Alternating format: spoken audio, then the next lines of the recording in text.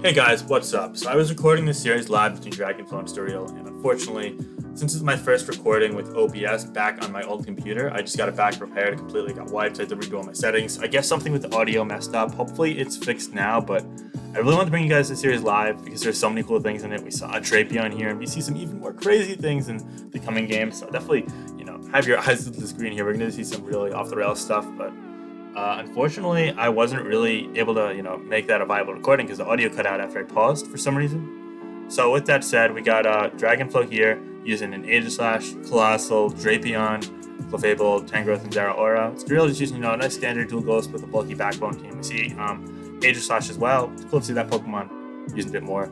We also see a Dragapult, Clefable, Blissey, Corviknight, and Amoonguss, pretty standard backbone. So yeah, all things considered, it's a pretty solid team.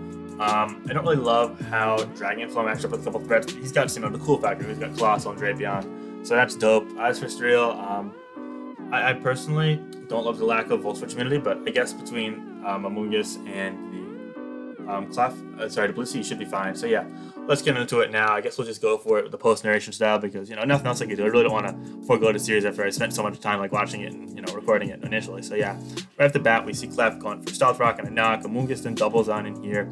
Sleep Powder is going to be negated, so now Amoonguss is able to, pose a threat here, potentially go for the Spore, but he actually goes for the Sludge Bomb. Oh, just 8% to the Colossal, and now Clef's going to come out, probably indicating that's the Sulfus. Amoonguss didn't go for the Spore.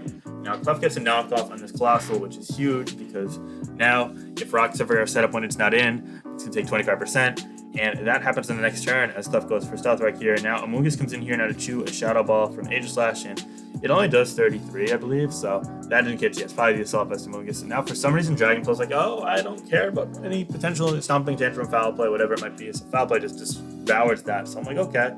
Well, Dragonflow mismanaged that for sure. He brings Drapion here now. Now Drapion goes for Swords, and it's like, oh shit, that's a major-ass threat. And unfortunately for Stereal, he misses the Thunder Wave here. And that's huge, because that would have slowed him down and basically made it so that the Drapion only got 1 or 2 kills. But now the Drapion's able to potentially, kill the Corviknight as well. He goes for another Swords Nest. He needs 2 SDs for knockoff to Tokyo.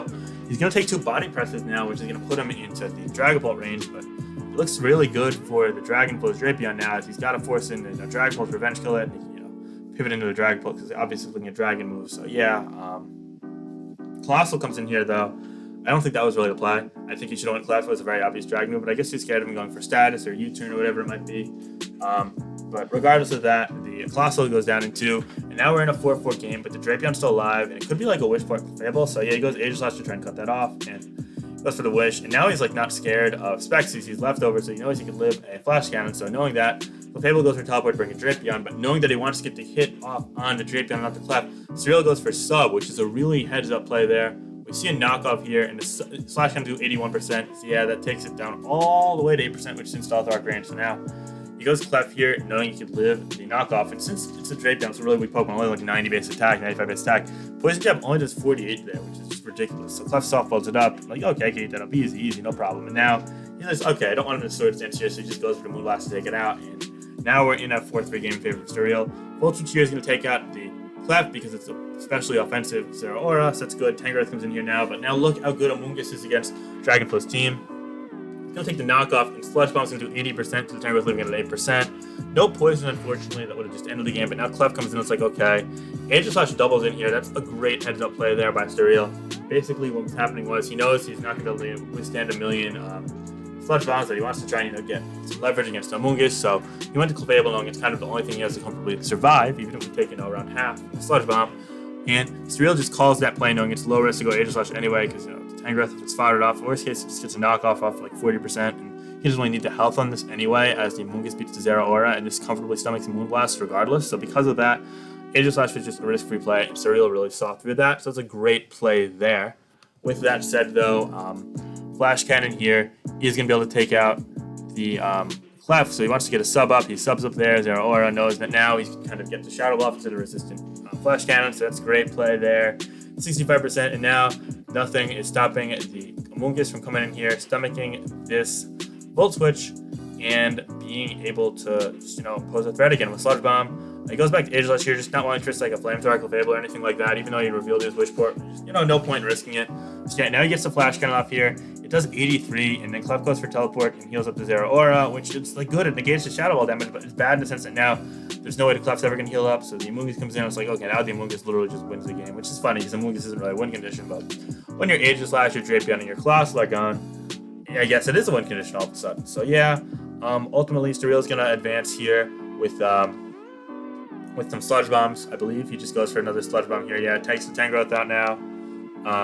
Zero Aura's Thunderbolt's not going to do the trick here, as Spore is going to sleep this, which is cool.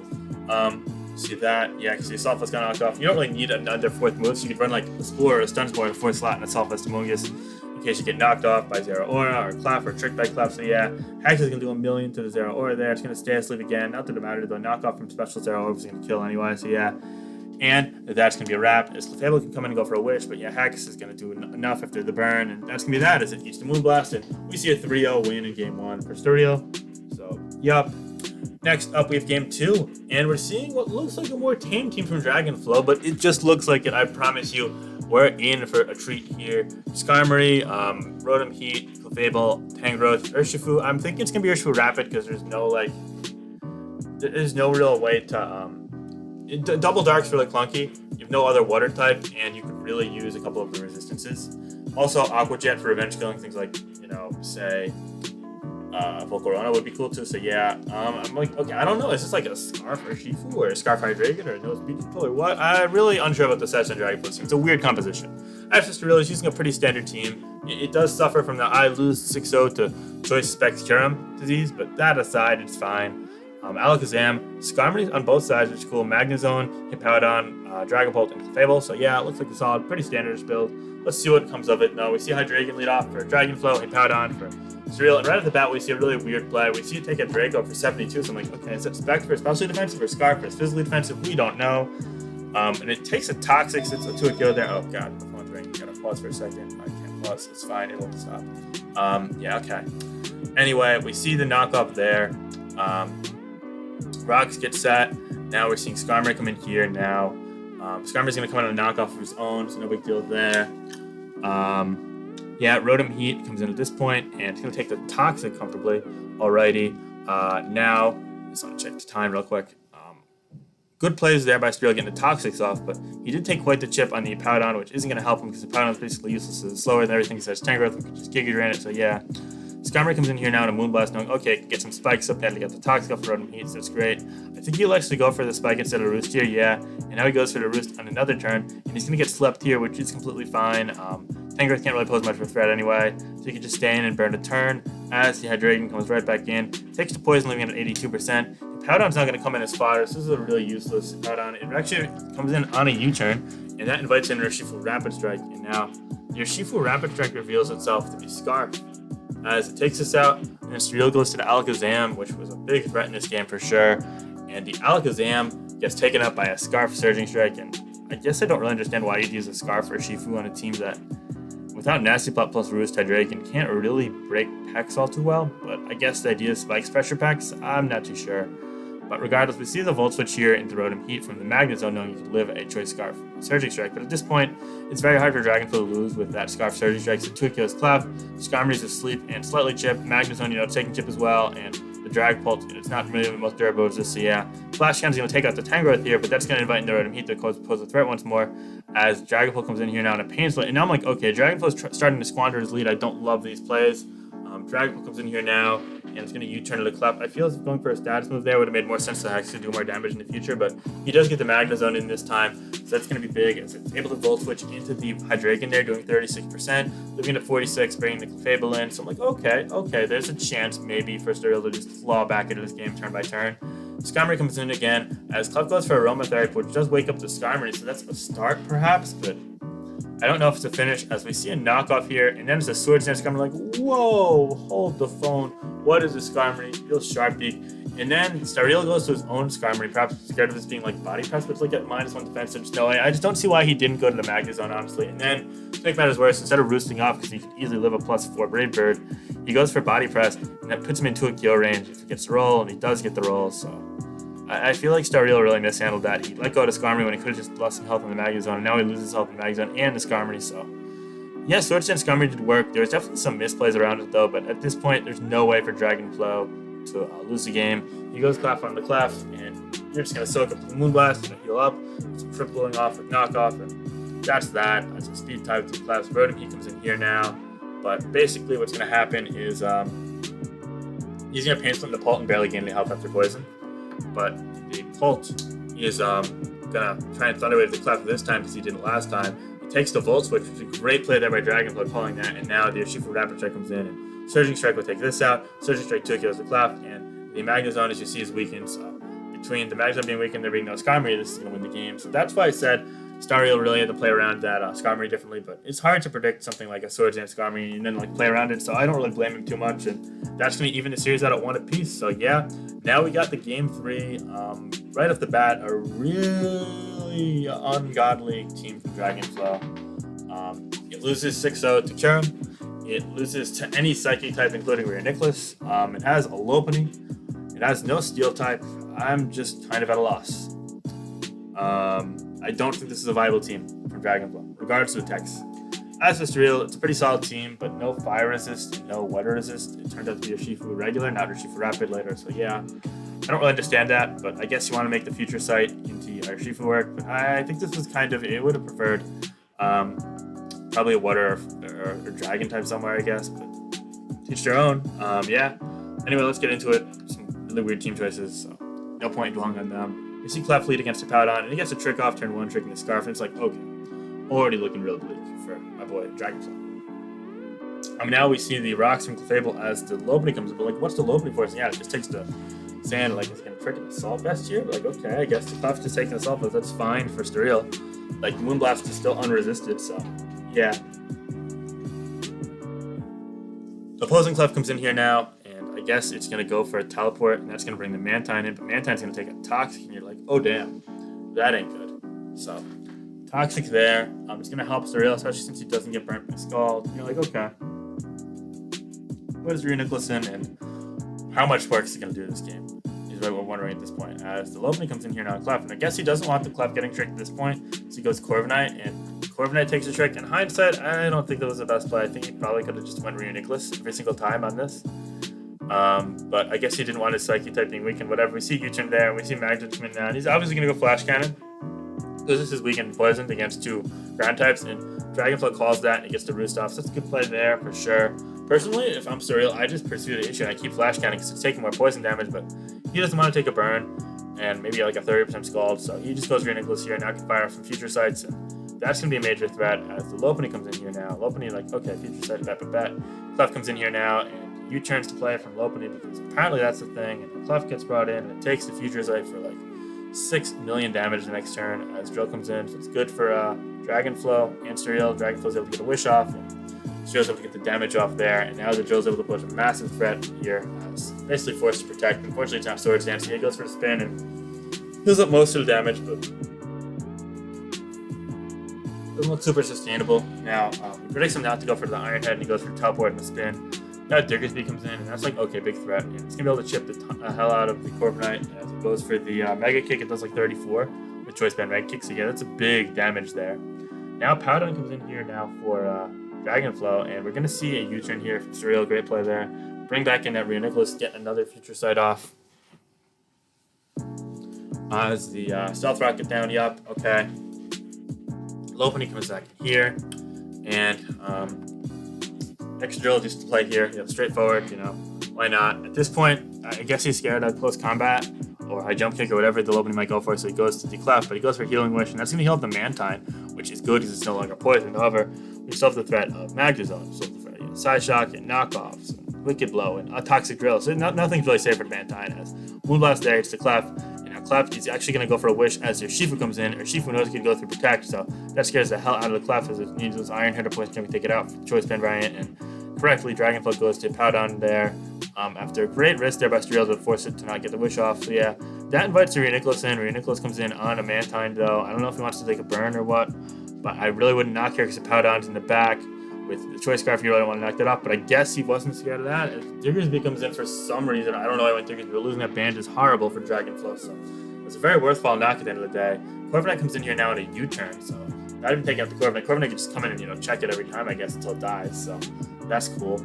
Clef comes in now and bring the Reuniclus in once more as he can go for another Future Sight on a Protect as well, so it's not even gaining anything. Didn't go for the Wish or anything like that. I guess he's scared of Iron Head, so now he goes for the Wish on the Future Sight, but that's going to be short-lived as Moonblast is 20, knockoff there, not going to Powder. Again, a great play there by Stereo getting a knockoff there. Powder comes in now, and it's like, okay, a little too late, but sure. Sashak does 26, and Future Sight is going to activate those 55. You're like, okay, Powder's at 12%. He's probably going to go for Slack. I'm just staying to go for another Future Sight, but no, he started Earthquake. I really feel like that was like a way too over-conservative play there by Stereo, but I digress. Rhea Nicholas comes in here now, back on the Mantine, and I guess that's scared of taking the knockoff, but I guess that Stereo is scared of taking the Excalibur, and I don't know. I feel like Stereo made some really unnecessarily conservative plays there. Magazine comes in and is scared up by the Earthquake, but Corviknight comes into that, takes that, plus U-turn, and I guess it's not Fire Punch last on the Diggersby. I don't ask. I guess it's Quick Attack to a stab, U-turn, okay. Anyway, Clef comes in here now, and Clef is able to threaten this with Moonblast, so he goes into the Clefable of his own, Dragonflow does, that is. He goes for Wish as another Moonblast comes in. He goes for one more Moonblast on a Moonblast coming in, so yeah, it's going to leave Dragonflow with a special attack drop, and Stereo with a special attack drop with Starreal being 20% healthier. Now Drill comes in now knowing he's going to be able to kind of take advantage of another Wish, I guess. As yeah, Wish comes in, now Drill's getting leftovers, so all of a sudden it's back from 50% all the way up to like 86%, so that's good for Starreal there.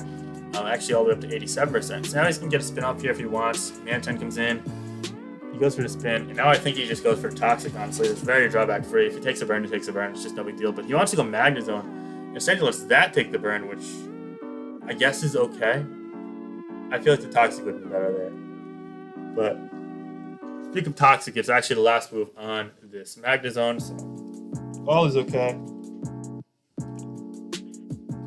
As rocks come up here from the Powdon, and now Rhea Nicholas is in. Clef comes in on that and takes a Future Set. I'm like, okay, bet. Now Joe comes in on the Clef because again it can just sit there all day. Teleport there knowing that's going to happen. I think now you go for the Toxic. Again, you're always so healthy and you can pressure Clef easy. Yeah, he goes for the Toxic, and it's not even on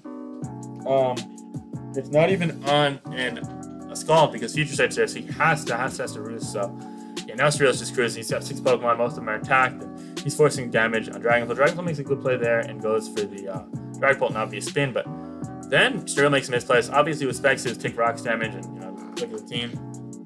No real other breaker besides I guess it could have been something else, but I mean, yeah, I still would have just fired up Corviknight there, but either way.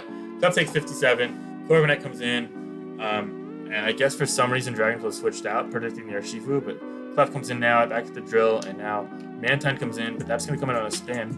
So, again, it looks pretty futile at this point. Yeah, I don't see a way out at this point for Dragonflow. So, basically, what happens is Magnezone's going to come in, take another Skull Sound really low, and now Flash Cannon is always a play because you're forcing, you're forcing the prediction, and this is already on a timer because it's Toxic, so Dragonflow gets to play right again, keeping the Mantine in. At this point, since he went for Roosted, Magnezone's still alive, so he can either be fodder later or go for another 50-50 later. And now, expecting a default off for Rhea Nicholas comes in, so Dragonflow's not out of the dugouts, because spoiler alert, you need Psychic Resist to beat Psychic types. Crazy how that works. I know it's crazy.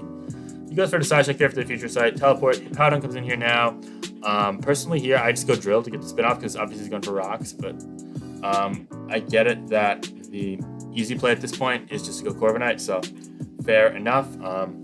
Corviknight comes in, and now it's basically fodder for the Dragapult, Shadow Ball. Seeing as he locked into that means that Urshifu can come in and Wicked Blood gets a kill, as Clef's at 61, and not even soft-boiled either, so yeah. Wicked Blood kills the Mantine, which is the fodder of choice there. That's going to leave me in a 5-3 game. At this point, it's a sack war. Yeah, you lost to Corviknight to sack. That was kind of being sacked for the last 10 turns. Losing to Mantine was huge, so ultimately it's a favorable sack war to Stereo because he's got 2 more Pokemon, and the quality of the sack favors him. So yeah, Joe comes in here now, and he should have went for Earthquake because he had a good chance to kill this, but he goes for Iron Head instead of trying to pressure Clef. Earthquake killed Diggersby, Earthquake killed Dragapult, and still threatened Clef, but then not fearing the Fire move for whatever reason, Earthquake happens here, and it's going to be able to 2-kill the Clef, and the game's just going to fall apart from there as, yeah, that takes that out, and now on turn 66, the Magneton's finally fired up. Again, it's just a sack war at this point, so that's gone now. Urshifu's going to take this out, and even with Quick Attack, Shadow Ball's not going to be able to take this out, but even if it did, the Drill lived a Shadow Ball from a full, and on top of that, Rhea Nicholas lived with the Assault Vest, so yeah, and he can even regen out and fodder off the Fable if need be, so yeah, all in all, well played by Stereo, definitely was deserving. As for Dragonflow, he took some risks, and they're really cool with the Drapion and the Skarmory, but less cool with the Lopunny. Definitely was a really hit-or-miss player, so unfortunately he's going to fall to a 2, and Stereo's going to win this. So congratulations, Stereo. Hope you guys enjoyed this series. Definitely a lot of text. Let me know your thoughts on OLT. me know your thoughts on these teams and players, and anything else in the comments below, guys. Have a great day, and if you enjoyed this content, feel free to subscribe and hit that like button. All right, peace out, guys. Bye.